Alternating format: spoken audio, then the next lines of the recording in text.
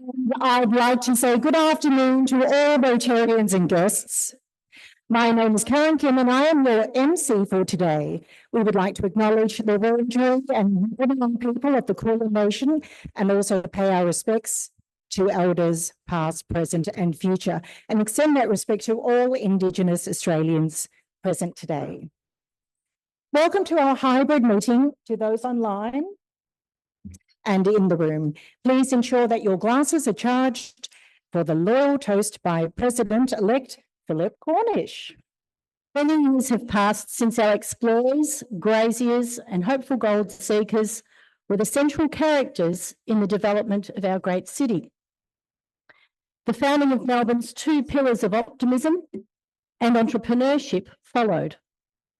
The Chamber of Commerce in 1851, with its vision for free trade and leading businesses into the future.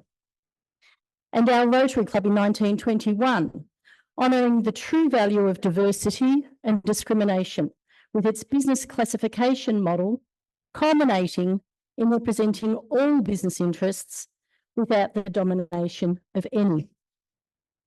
Right now, many families who have dedicated their lives and livelihood to fellow Melburnians are experiencing hardship.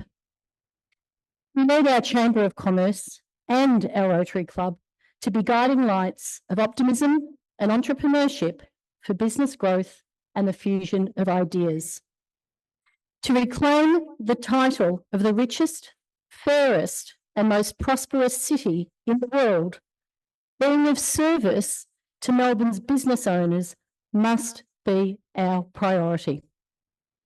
May Rotary friends and Rotary ways help us in service every day. So, Philip Cornish, and it's my great pleasure to propose for toast, Rotarians and guests, a toast to Australia and Rotary International. Okay, sorry to interrupt lunch, but time to get on with it. So, members, visitors and guests, it's my great pleasure to welcome you to our 7th meeting of the Rotary year and our all-time 5,044th club meeting. It's wonderful to see you all here, including those online, which of course I've just turned my back to. President Catherine remains on sick leave, but is rehabbing very well. Catherine would like to pass on her thanks for the signed card and flowers received last week. Our guest speaker today is Paul Greer, CEO of Victoria Chamber of Commerce and Industry. Paul will be speaking on Embracing Growth, Victoria's Path to Prosperity in 2024, and will be more fully introduced later in the program by our Chair of the Day, Quinn Scalzo. Accompanying Paul is Gemma Carter, the Media Manager of Vicky, and would you please join me in making Paul and Gemma welcome. So we have visiting Rotarians, guests and guests of members. So could you please stand when I announce your name and remain standing for our club to welcome our traditional manager, Mena. So I'm very pleased to say Shinji Higuchi from Osaka is here from Japan. Good to see you again, Shinji. We've also got some online visitors. Radar Shaman, who is from Brampton, Ontario in Canada. So welcome, Radar. Alberto Balbo, a guest of Peter Rogers. Mary Barry, a guest of Karen Kim and a former evening speaker, CEO of Circular Economy. Catherine Mudford, a guest of Karen Kim, Director of Capability Development at Asia Link Business. Duncan Harris, Amrit, a guest of Amrit Gill, there we are. And Jonathan Makshevich is here, a guest of Amrit. Nice to see you again, Jonathan. And Antoine Malucci is also there. And I'd also like to welcome Stanley Ho, who's visiting us today. So if you could please join us and all make them welcome. And if I've missed anyone, my abject apologies. I'm sure it's my fault. So thank you. our friend from Brampton, Ontario, is particularly interested because he was involved in the Chamber of Commerce there. So he's here to hear you in particular, Paul. So, yes.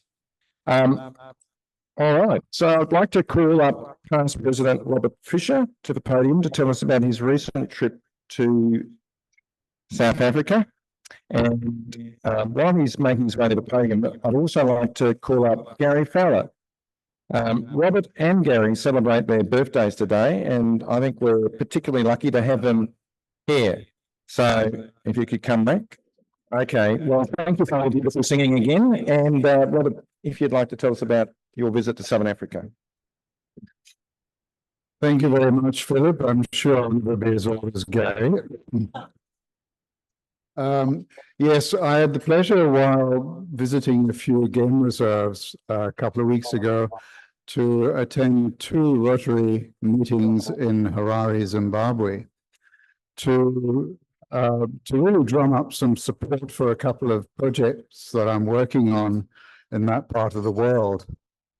One is the conversion of a family residence in Harare to a community hub, which will specialize in the treatment of people with mental health issues.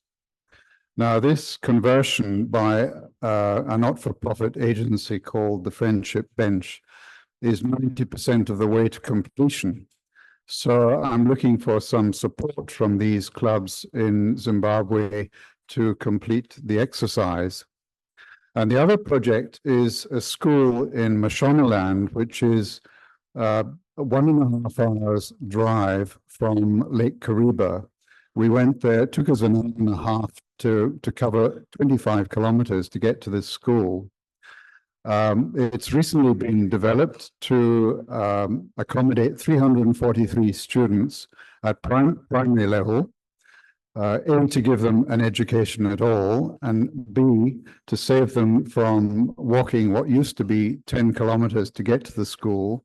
Now it's only 5. And the incentive, apart from getting an education, is that they will be provided with a lunch meal by volunteers. So it's terrific what has happened already for these young people, but they are not recognized, they're not registered as a school yet, because they only have 2 classroom blocks and they require 1 more. So I'm out and about in these clubs, Rotary clubs in Zimbabwe, drumming up some extra funds to get that 3rd block so that they get government support for their education. In the meantime, they have to pay fees from very low income. So it's certainly a worthwhile cause. I know that Rotary Melbourne focuses quite rightly on the Asia-Pacific region, but if anyone is interested in supporting me in either of these little ventures, I'd love to hear from you. In the meantime, here is a banner, Philip, from Rotary Club of Harare Central. Okay, there's another photo opportunity. Yes. Thanks, Phil. It's too often. So thank you. Okay, there you go. Thank you. Thank you, Robert.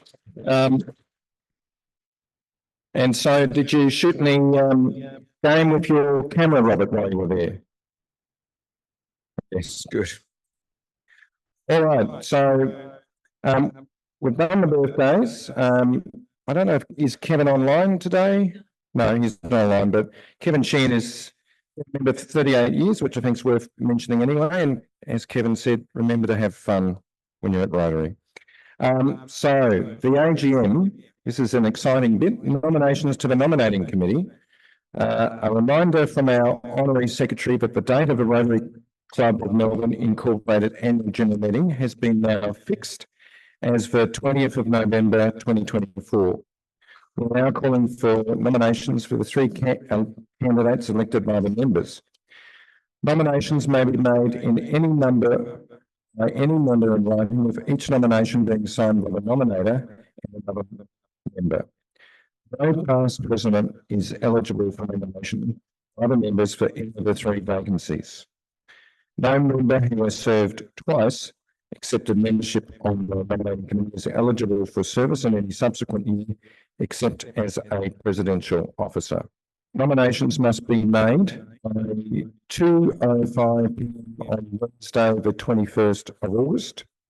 Nomination forms and any questions can be directed to the Honorary Secretary, John Saunders. Joe has nomination forms. If you want to stampede, you just form a queue for Joe. That'd be most welcome. So if we could draw the raffle now, and I think we've got an extra gift, haven't we? Shinji. So Shinji has also donated. So do you want to ask Shinji to draw the raffle? There is an expo happening in Osaka, and I know the club's been very active there and has a stall, which is no mean feat at an international expo in Osaka. And these are your for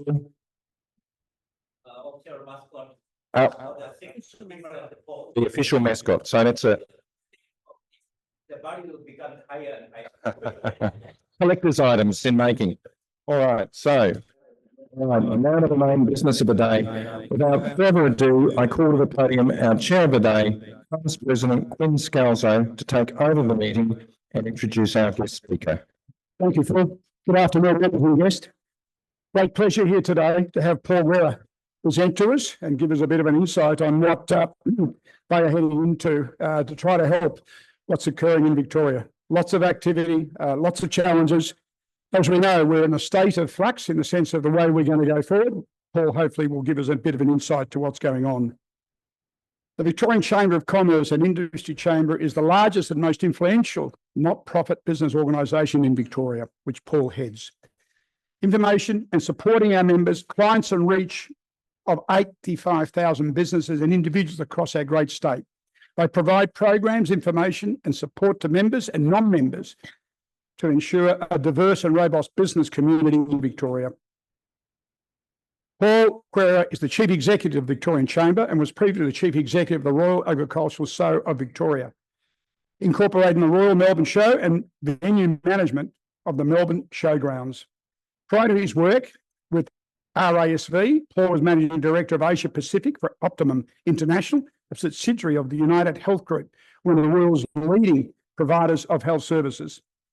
Paul was Victorian State Director of Vodafone, and prior to his appointment, he held extensive 17-year career with Motorola, finishing as Director and Vice President of the Motorola Asia Pacific. Paul is a non-executive director of Red Dust Role Models, a non-profit organisation that aspires to improve the lives of our Indigenous youth. Paul is the past chairman of the Queen Victoria Market. His current board roles include Director of Racing Victoria and the Victorian Blue Ribbon Foundation. Paul, of course, is also an Australian Day Ambassador and a proud Victorian. Welcome, Paul. Appreciate that, Quinn, very, very much. Lovely, warm welcome. Thanks to President Catherine. I hope she gets better soon, but really delighted the opportunity to speak today. To President-elect Phil Cornish, thank you for the welcome today. And an old friend of mine, Duncan Harris, great to see you here as well, Duncan as well. Hopefully you've all heard of the Victorian Chamber along the journey, and Quinn gave us a great introduction there, but what you probably haven't realised, and we heard a little bit about that from Cheryl early on, there's a lot of similarities between the Victorian Chamber and what we do and the members of Rotary. Rotary members pride themselves on being people of action, leaders who make real change here in Melbourne and around the world. And I've got to say, we see ourselves the same in the Chamber movement. Our organisations have been around a long time. They are part of the fabric of this city. As we heard earlier, the Melbourne Chamber of Commerce dates back to 1851. It was the first incarnation of a chamber in Victoria, and its members included some of the city's most influential business people, including stockbroker J.B. Weir and the founding president, merchant and politician William Westgarth. The Chamber advocated for free trade, and with the power and influence of its members, played an active role in political life. I have the privilege of walking past those honour boards every day as I come into the office, and you're taken back a little bit in terms of the history, not only of how old the Chamber is, but some of the names that are on the Chamber plaques there are past presidents alike, and it is quite an influential group. The Melbourne Chamber petitioned Queen Victoria in 1865 over customs duties and calling for improvements for the city's rivers and harbours to improve commercial activities. I do want you to know that I wasn't around for that part. So, the Melbourne Chamber, you've probably heard, is merged with the Committee for Melbourne. We've done that quite deliberately to create a better future for both Melbourne and Victoria. Together, we're stronger, with Greater Melbourne set to reach 6 million and already Australia's largest city. We strongly believe this is a time for our business, education, creative arts and not-for-profit leaders to work closely together. Both Melbourne Chamber and Committee for Melbourne come under the Victorian Chamber, and we're hoping that that's going to give business an even greater voice that's going to be impossible for governments and policymakers to ignore. As you know, the Melbourne City Council election is just weeks away now. We are in discussions with the candidates. In fact, all bar two have come to see us so far, which is a really positive sign. We encourage all the candidates to come and talk to us. We're really interested in what they stand for in relation to business. We need to see Melbourne come back to that hub of business. Our view, Lord Mayor has a golden opportunity to help Melbourne reclaim its position as the most livable city in the world. And it's time for action on delivering projects on time and on budget. We're kind of done with the promises and the seemingly senseless ongoing talk about what might be possible. Let's actually get something done.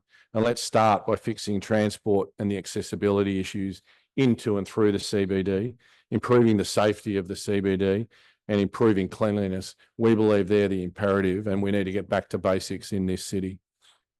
Our view, and one of the Lord Mayor-elects has decided that a business board is a good idea, and they've asked me to chair that, which I've accepted to if they get elected.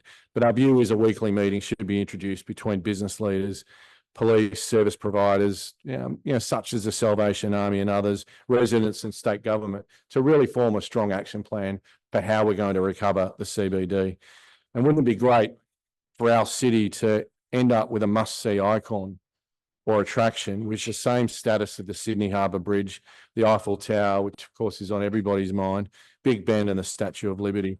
An attraction that draws visitors, but not only that, an attraction that when you see the photo of it, you straight away think of Melbourne in the same way that we do with the Eiffel Tower and Sydney Harbour Bridge.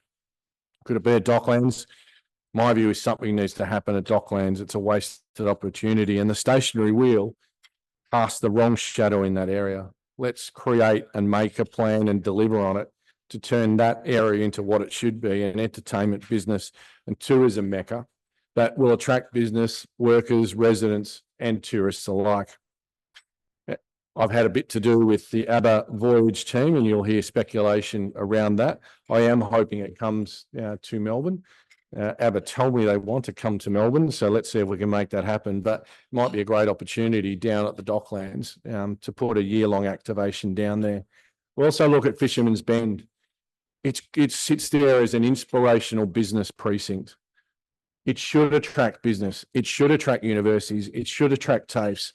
And it should have a clear focus on growing global opportunities for defence, aerospace and renewable opportunity. It's time to look forward in a collaborative way between business and the university sector, TAFE sector and governments as well. With the events capital, that's one of the things we love about Melbourne. We can't be complacent though. The other states have kind of picked up the beauty of events, and we gave them the leg up through COVID when we shifted the grand final to both Perth and then into Brisbane. They got a sense of what we've already known, that events drive great economic outcomes for cities. If you look around, Adelaide's Gather Round, I wasn't sure about it last year. I had to go and have a look this year. It's amazing. You do get a chance, go and have a look there. The Magic Millions, some of you know my connection to racing as well. I think they've done really well in terms of creating those events. Victoria has to keep on its toes, and in particular, Melbourne has to keep on its toes, because we know the major events that we have here hang off the city's edge. What's next for us? We're lucky to have the Australian Open locked in for as long as it is. The Spring Racing Carnival, not far away now, the Grand Prix. Of course, the grand final is locked in for another 40 odd years as well. They're locked in, but what next? What can we do to really inspire the next generation of events and do something differently as well? Our view, it's not just sporting events though. It should also be business events. In just over 12 months' time, Melbourne will host the 14th World Chamber Congress ever run. So we'll have leaders from chambers of commerce, and hopefully our friends from Canada will join us for that one as well. Leaders of commerce, leaders of business, leaders of chambers and governments all coming together in Melbourne in September next year. There's untold opportunities in trade and tourism, and we're delighted to have secured that. It is the Olympic Games of business. It will bring the eyes of the business world onto Melbourne for that particular time as well. And I've got no doubt it will open up investment and networking opportunities. It is a brilliant opportunity for Melbourne and Victoria to get engaged in. And I'd encourage you, if you're thinking about what you're going to do between September 2 and 4 next year, give that a thought. Come along and have a listen to some great leaders, but also meet some great people as well. Duncan's already thinking about, with one of the business interests that he has and givebacks that he has, running his African summit against that as well, which I think would just be wonderful as well.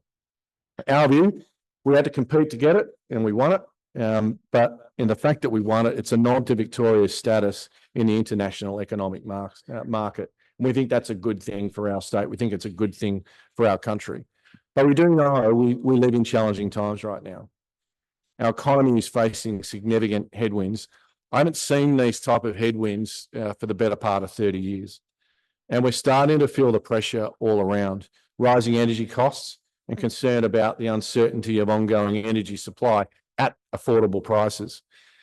You probably heard us in the media and through government about our position on that. We need a really clear plan on how we're going to transition to net zero by 2050, a really clear plan that doesn't penalise business by paying additional costs, a really clear plan that doesn't force people to move off their gas appliances and onto electricity, and a really clear plan for ongoing affordable supply of energy of all types. We don't have a plan from the state government yet, and our view is that's reckless. There should be a plan which we're engaged in, and when I say we all are engaged in. The idea that we can turn gas appliances off because we can't find new gas, I think, is appalling. And it needs to be fixed because we're paying more for energy and we shouldn't be paying more for energy in what continues to be the lucky country. Beyond that, we're also dealing with challenges like skill shortages, higher interest rates, and there's, I think, a very real chance that it goes up one more time before it comes down again. And that has a very big impact on ability to operate businesses. Not only are your costs going up, but unfortunately, your consumers, your customers, because they have less to spend, are spending less. And it's not because they're living largesse. When you look at groceries that have gone up, when you look at petrol that's gone up, when you look at energy that's gone up, the basics have all gone up, meaning they've got less in their pocket to spend. And I think everybody's feeling that pinch. Interestingly, in the past 8 weeks, I've been in Europe, I've been in UK, and I've been in New Zealand. The challenges that we've just spoken about are the same as the challenges they're confronting there, all the way through to the energy issues. So we're not alone in this. Europe is particularly focused on the survivability of small and medium enterprises, as they recognise the strength of their economy is linked to that. And I have to say, I'm getting increasingly worried about the viability of the small and medium business sector in our state and across Australia as well. We need intervention from the state government predominantly. We need intervention from the federal government to make sure that tier of business survives. Australia, like Europe, is probably 90% small and medium businesses.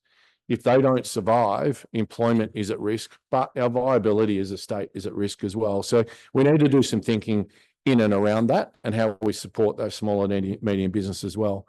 I think the outlook for me, I think it remains tough realistically for another 12 months.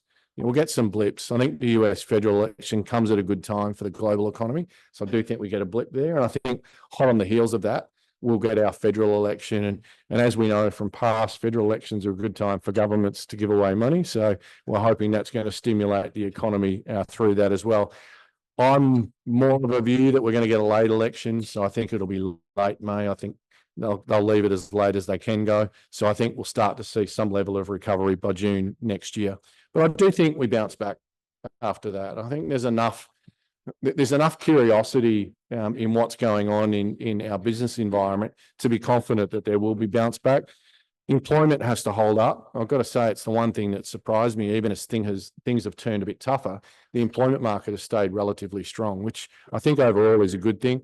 With that, you should see business investment starting to return as well. And hopefully businesses that can get through over the next 12 months will bounce back after that.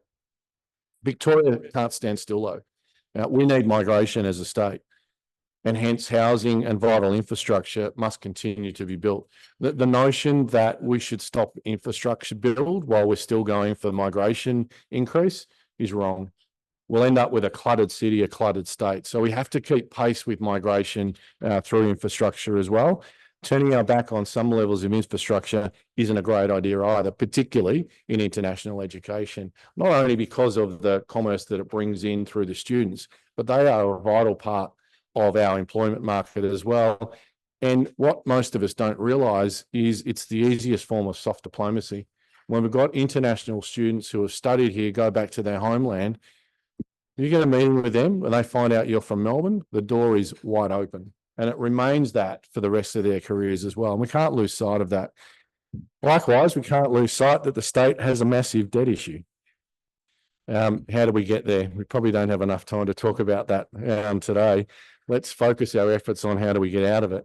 And the way to get out of it is not to tax our way out of it. There's some comments that the Treasurer has made today, which I think are quite encouraging. We hold a really strong relationship with the Treasurer, as we do with the Premier. So we've been really clear, it's enough, no more tax on business, you're killing us. Right? The way out of this is growth. And the way to stimulate growth is actually back through the private sector. I think now it's a joint combination between governments providing stimulus and the private sector leaning in. So you get that real partnership approach between government and the private sector. Ultimately, it's the private sector that provides 70% of the jobs in this state and continues to grow as well. In terms of money, there's plenty available. Might surprise all of you to know that there's about $3.7 trillion swashing around in superannuation looking for a home every year. It's looking for a home. That home should be Victoria. And that home should match up superannuation with the private sector in combination with the government in terms of what can be built. That we've got a housing crisis can be solved in the money in superannuation. Yes, they need a return and they should get a return. Ultimately, we want a return because it's our superannuation money. Likewise, business should be able to make a profit. We go broke if we don't make a profit, and we shouldn't apologise for that. The combination needs to come together with superannuation, with the private sector and government to make sure that that can happen. I reckon as a business sector, we've weathered a lot of storms. From the economic downturn to the unforeseen disruptions which we've seen over the last few years, we faced them head on. And what got us through is that combination of innovation and relationships. We've always had a growth mindset in Victoria. And if I go back to the opening, it was all around that innovation and prosperity piece. And I think we've got to keep that mindset front of mind if we're going to get through this. We've been here before. If you go back 40 years, the similarities, 30 years, the similarities are very, they're quite similar to what we faced back then. High debt issue and a worrying concern about where Victoria played on the Australian marketplace, but also the international marketplace. We bounced back. We bounced back because there were people willing to get involved. We can bounce back again. But it's my view that we bounce back because Victoria has that special ingredient called relationships. We know it better than any other state. In fact, we probably know it better than anywhere else in the world. And relationships matter. Relationships between the private sector and the state and federal governments matter. We play a role at the chamber, as you've probably seen. Our view is that we adopt a solution focus at every turn. Yeah, we can complain as good as anyone else. I don't think that helps. Our view is to point out where we think something isn't done the level that it should be, but provide an alternate, provide a solution to a problem. And we've had success in doing that as well.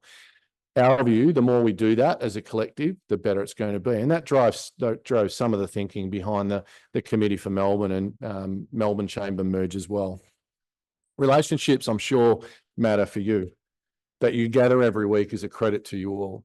That you bother to share stories is a credit to you all. It's building relationships. And out of that comes the right ideas to take not only Rotary forward, but your communities forward, and ultimately the state come forward as well. I encourage you to keep fostering those relationships, not only here, but across the business sector as well. And that's why I was delighted to accept the invite today. You're an important part of it. You're either in business or have been in business. You'll have ideas. We need your ideas, and we're open doors in terms of taking those ideas and putting them into play as well, because our view is if we foster those relationships, it'll hold us in good stead. So as you keep doing, be genuine and be giving. I've got no doubt those relationships, and as you invest in them, will come back with interest as well. Finally, from our side, we're taking a very active role in the business input to the state government's economic statement. I've been to 2 of the sessions so far, chaired one of them. There's another couple of play out there. They're going okay. I think we need a bit more of a business lens on them rather than a regulation lens, but we'll get there, which is good. Our view is the private sector is the key through all this, and we'll keep pushing that. So that growth mindset coupled with relationship, they're our secret weapon. And it's the belief that even in adversity, opportunity abounds. Whether it's us looking at new markets, optimizing processes, fostering collaboration or other opportunities for growth, they'll all help propel Melbourne and Victorian businesses towards a bright future where our view, innovation, resilience and prosperity go hand in hand. Melbourne's ready for a new era of growth. Victoria's ready for a new era of growth and prosperity. It'll look different to where it's been, but that's good. That's the challenge that confronts us all. And the Victorian Chamber is absolutely ready to play its part. Thanks.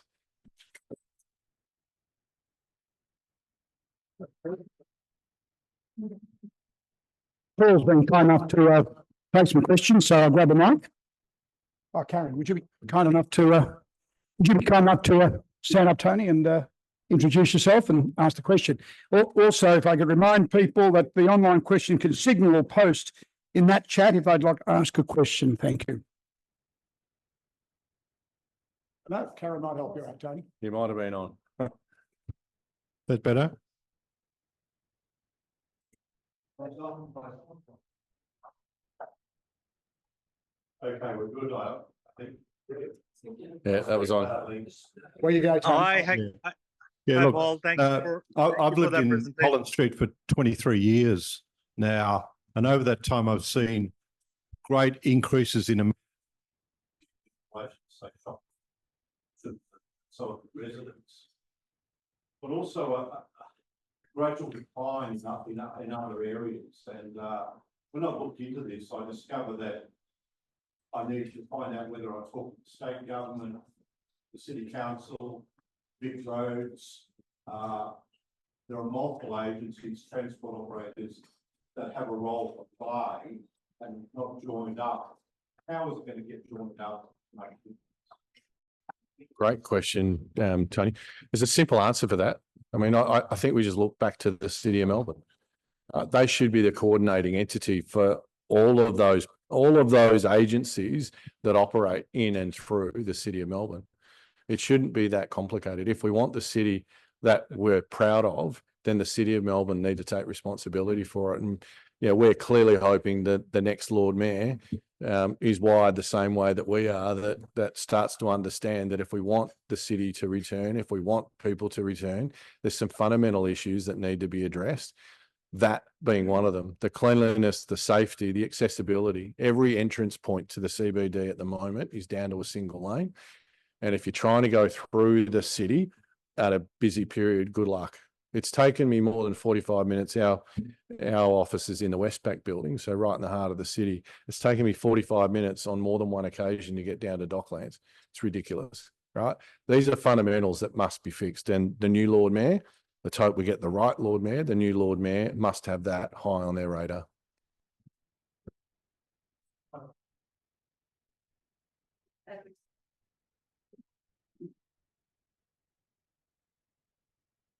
Rob McQuarrick, thanks for your talk.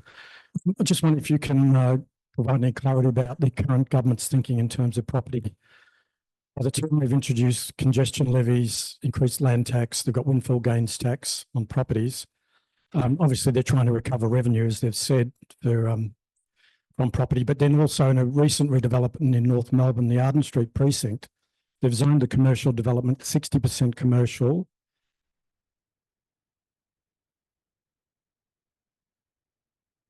Yeah, thanks, Rob. It's a bit stuffed at the moment, the whole property market in this state. And it has to be one of the keys on which we recover against. The fact is the investment in property in this state is a lot lower and continuing to be a lot lower than every other state in Australia. The money coming in from offshore isn't coming into Victoria in the property sense, and it's not coming in the business sense either. So one leads the other. Our view is that property leads on that. We've made our position clear with the government around the need to address this. How we actually get there is a point of conversation that we're having with the state government at the moment. But, to give the Treasurer his credit, he understands it. It's complex in terms of, as you've rightly picked up, with the debt issue, they have to raise tax somewhere. Our view is trying to gain it out of the property sector is we're starting to see the disincentive that is, but absolutely it needs to be fixed.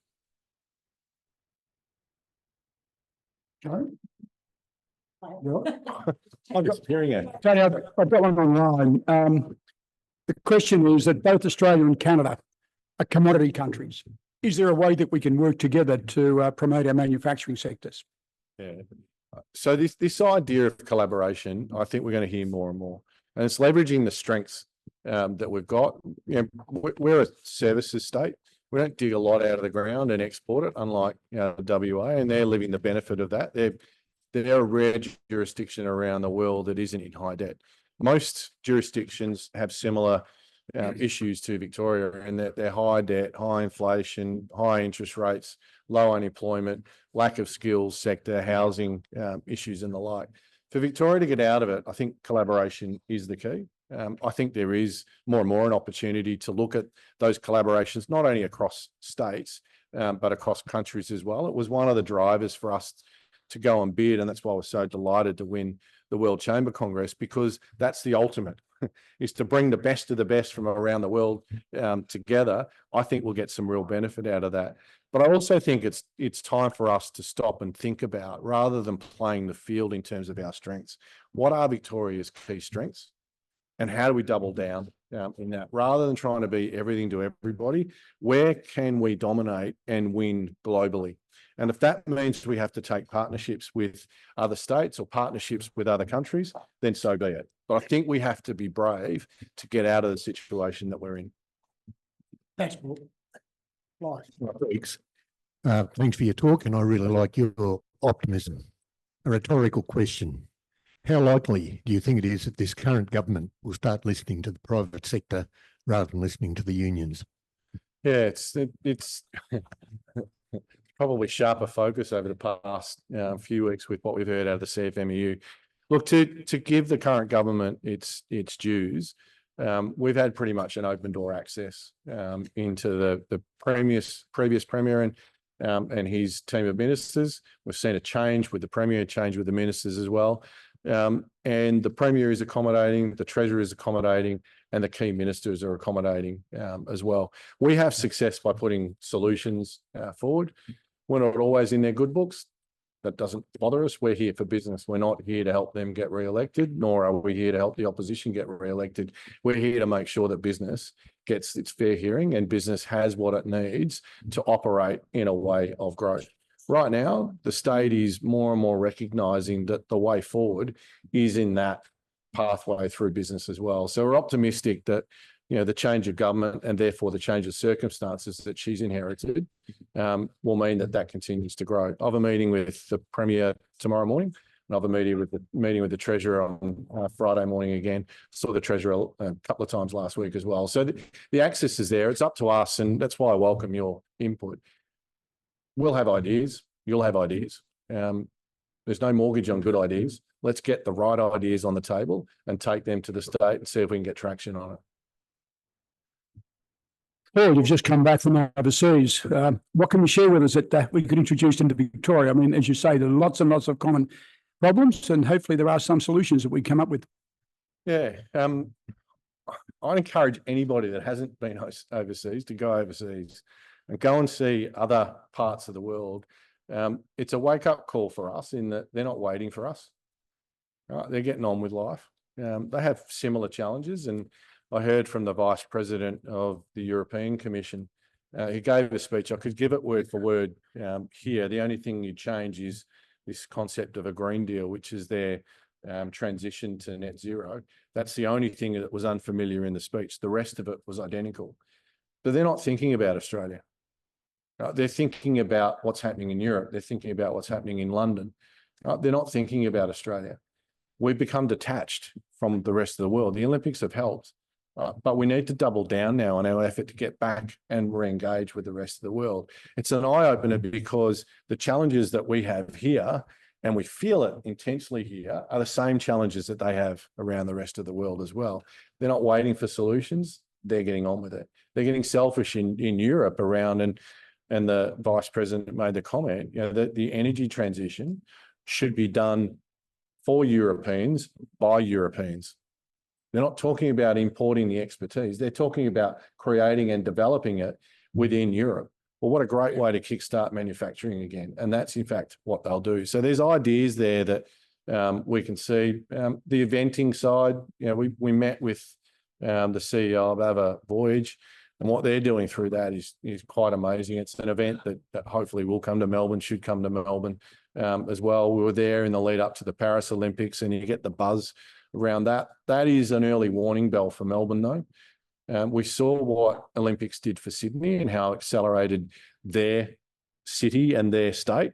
It will do the same thing for Brisbane, and therein lies the danger for Melbourne and Victoria.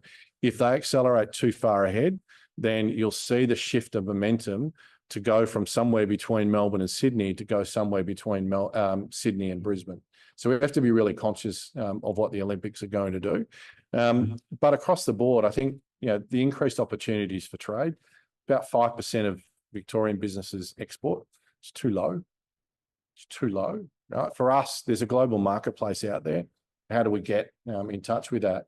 I think the other thing that really struck a chord with me is the focus, particularly in Europe, on the small and medium enterprises, right? And we need that focus here if we're going to push through in what is tougher economic times.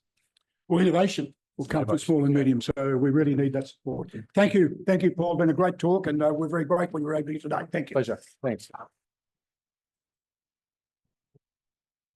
Thank you. There's a story behind that small gift. The socks are limited edition 2023 convention socks. You know, we had a convention last year. Yeah, it was great. They're 200 Australian made by our Preston very own Phil Endersby.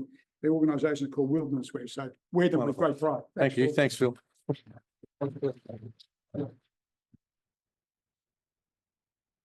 In closing, I'd like to thank our visitors and guests for attending today, and our international guests all the way from Osaka. We thank to our MC Karen Kim, and for the reflection by Cheryl Lacey, and our lunch setup and reception teams for their weekly effort in making this meeting happen.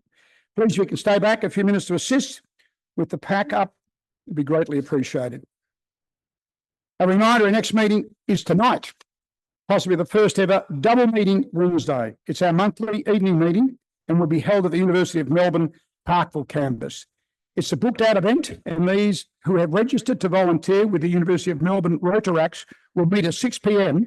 for a night of packing for a meal. Each year, volunteers from across the Rotary network produce, seal and box approximately 150,000 meals for distribution the following year. Some of these have gone all the way to the Ukraine. The complete items will be shipped to the relevant countries required relief food, and over 500,000 meals so far have been delivered.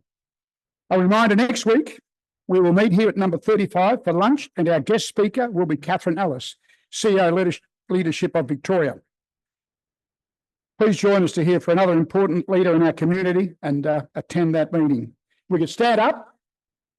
We'll close with our national anthem.